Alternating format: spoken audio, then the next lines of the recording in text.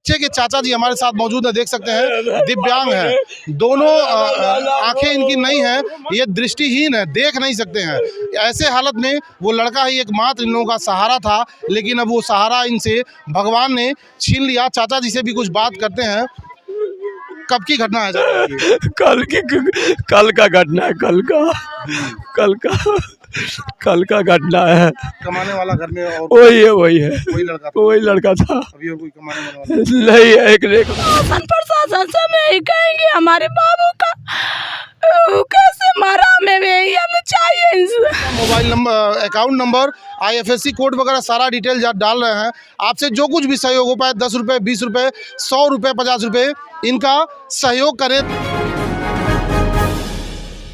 सपनों की उड़ान और परिवार की जिम्मेदारियां लेकर के एक लड़का जो खजनी थाना क्षेत्र के खोरियां और भीटी गांव का निवासी था, हमारे पीछे आप उसका मकान देख रहे हैं। परिवार का बोझ और जिम्मेदारियों के बोझ तले दबे होने के नाते मजबूर होकर के अपना गांव, अपना घर, अपना ज़िला छोड़ करके बेंगलोर में जा कर के कमाने के लिए जाता है कि 2 पैसा कमाएगा तो परिवार का भरण पोषण होगा। लेकिन एक ऐसा हादसा उसके साथ हो जाता है जिससे उसकी मौत हो जाती है। काम करने के दौरान करंट लगने से राजा बाबू की दर्दनाक मौत हो जाती है। परिवार की स्थिति, जो माली स्थिति है, वो बेहद ही दयनीय है। आप मेरे पीछे उनका मकान देख रहे हैं। मकान के ऊपर छत नहीं है, टीन शेड नहीं है, और ऐसे खुले में ही वो परिवार यहाँ अपना गुजर बसर करता है। पीछे ये तमाम परिवार रोते बिलखते परिजन आप देख सकते हैं, जो भूल नहीं पा रहे हैं राजा बाबू के साथ जो हादसा हुआ है। आपको एक बार हम मकान दिखाना चाहेंगे। ये देख सकते हैं, ये पीछे मकान है। घर का इकलौता लड़का जो कमाने वाला था, परिवार का भरण पोषण कर रहा था, तमाम सपने लेकर के वो यहाँ से बेंगलोर गया था कि परिवार का भरण पोषण करेगा, अपनी ज़रूरतों को पूरा करेगा और पारिवारिक ज़रूरतों को पूरा करेगा। ऐसे में इतनी दर्दनाक हादसा उस बच्चे के साथ हो गई जिससे परिवार को यकीन नहीं हो रहा है। तमाम ये हमारे पीछे रोते बिलखते लोगों को देख सकते हैं। बहरहाल लोग बच्चे के शव को लेकर के आ रहे हैं। बच्चे के चाचा जी हमारे साथ मौजूद है, देख सकते हैं दिव्यांग हैं, दोनों आंखें इनकी नहीं है, ये दृष्टिहीन है, देख नहीं सकते हैं। ऐसे हालत में वो लड़का ही एकमात्र इन लोगों का सहारा था, लेकिन अब वो सहारा इनसे भगवान ने छीन लिया। चाचा जी से भी कुछ बात करते हैं। कब की घटना है? कल का घटना है, कल का घटना है। कमाने वाला घर में और वही लड़का था। अभी और कोई कमाने वाला नहीं है। एक भाई है, वो तो अपने ही भर के, उसके पास बाल बच्चे वो अलग रहता है। नहीं, शादी 5 मई को था। ये लड़के का जो है इसी 5 मई को कार्ड वोट बांट दिए सर। एक लड़की अभी शादी के लिए, वो भी अभी शादी को एक बहन थी, और 5 मई को, जैसा कि आपने बताया, उसी बच्चे की शादी थी, यानी राजा बाबू की शादी थी। 5 मई को कार्ड वगैरह सब कुछ बट गया था, परिवार में शादी की झूम थी, लेकिन ऐसी घटना परिवार में हो गई, सुन के लोगों के रूह कांप जा रहे हैं। तमाम ये लोग देख रहे हैं रोते बिलखते। दादी सामने नज़र आ रही हैं, उधर माँ बैठी हुई हैं और ये बहन बगल में बैठी हुई हैं। मतलब परिवार की स्थिति का अंदाज़ा आप इस मकान को देख करके लगा लीजिए कि किस परिस्थिति से परिवार गुजर रहा था और किस परिस्थिति में लड़का बेंगलोर कमाने के लिए गया हुआ था। ऐसे में हम आपका पीड़ित का mobile number, account number, IFSC code वगैरह सारा डिटेल डाल रहे हैं। आपसे जो कुछ भी सहयोग हो पाए, 10 रुपये, 20 रुपये, 100 रुपये, 50 रुपये, इनका सहयोग करें ताकि बच्चे की जो आगे की क्रियाएं हैं वो ठीक से हो सकें।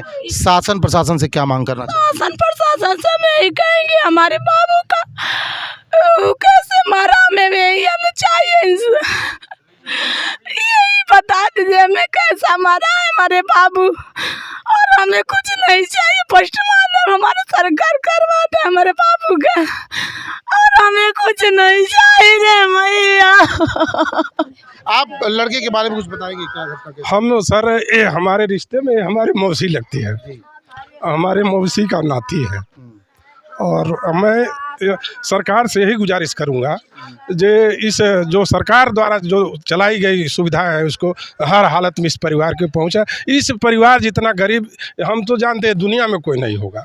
इस परिवार की जो दयनीय स्थिति है, जो सबसे दयनीय स्थिति है, और हम सरकार से यही मांग करेंगे। और वो बच्चा करंट से मरा है, उसका जो मालिक है उसको एम्बुलेंस करके बिना पीएम कराए भेज दिया है। हम सरकार से गुजारिश करेंगे बच्चे का पोस्टमार्टम सरकार अपने देख रेख में कराए और उसको जो सरकार द्वारा माननीय मुख्यमंत्री जी द्वारा जो चलाई गई आर्थिक सहायता उसको प्रदान की जाए। और हम पत्रकार साथियों से मैं सभी जनता से गुजारिश करूंगा, इस परिवार को जितना हो सके आर्थिक मदद करने का प्रयास करेंगे। इसके अकाउंट नंबर दिया गया है, आपके मीडिया के माध्यम से दिया गया है, इसको आर्थिक सहयोग करेंगे और इस परिवार को अधिक से अधिक मदद करने का प्रयास करेंगे।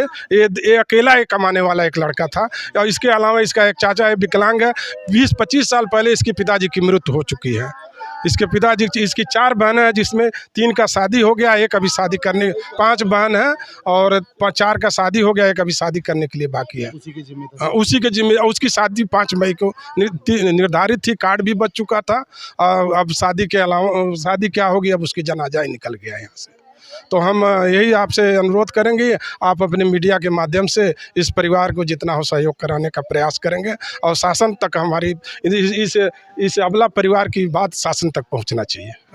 अब देखिए जिनके वहाँ लड़का काम कर रहा था वो कितना पत्थर दिल इंसान है कि कोई भी कानूनी प्रक्रिया उसने की नहीं, एम्बुलेंस करके और लड़के को डायरेक्ट यहाँ भेज दिया। आप सोच के देखिए, ऐसे मामलों में अगर इस तरह की घटनाएं होती हैं तो राज्य सरकार और केंद्र सरकार की तरफ से कुछ प्राविधान है, पीड़ित लोगों को दिया जाता है, लेकिन बिना पीएम कराए बॉडी को यहाँ भेज दिया गया, जिससे वो सरकारी सुविधाओं से भी वंचित हो सकते हैं। लेकिन आप लोग प्रशासन से क्या मांग करते हैं यहाँ? हम प्रशासन से यही मांग करते हैं जब बच्चे की जब बॉडी पहुँची है, इसका पीएम कराया जाए, बॉडी अपने कब्जे में ले, पोस्टमार्टम कराया, जो सरकार की सुविधा है इस परिवार तक पहुंचाया जाए।